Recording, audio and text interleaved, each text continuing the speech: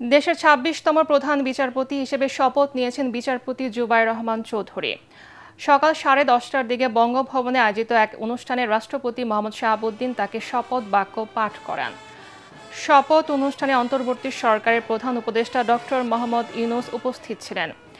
অনুষ্ঠানে একাধিক উপদেষ্টা ও বিভিন্ন পর্যায়ের উচ্চপদস্থ কর্মকর্তারা উপস্থিত ছিলেন। বিচারপতি জুবায়ের রহমান চৌধুরী 1961 সালের 18 মে জন্মগ্রহণ করেন। তিনি 1985 সালে জেলা জজ আদালতে এবং 1987 সালে সুপ্রিম কোর্টের হাইকোর্ট বিভাগে আইনজীবী হিসেবে তালিকাভুক্ত হন। 2003 সালের 27 আগস্ট তিনি হাইকোর্ট বিভাগের অতিরিক্ত বিচারপতি হন এবং 2 বছর পর স্থায়ী বিচারপতি হিসেবে নিয়োগ পান। 2024 সালের 12 আগস্ট তাকে আপিল বিভাগের বিচারপতি হিসেবে পদোন্নতি দেওয়া হয়। গত 23 ডিসেম্বর রাষ্ট্রপতির আদেশক্রমে বিচারপতি জুবায়ের রহমান চৌধুরীকে প্রধান বিচারপতি হিসেবে নিয়োগ দিয়ে প্রজ্ঞাপন জারি করে আইন মন্ত্রণালয়।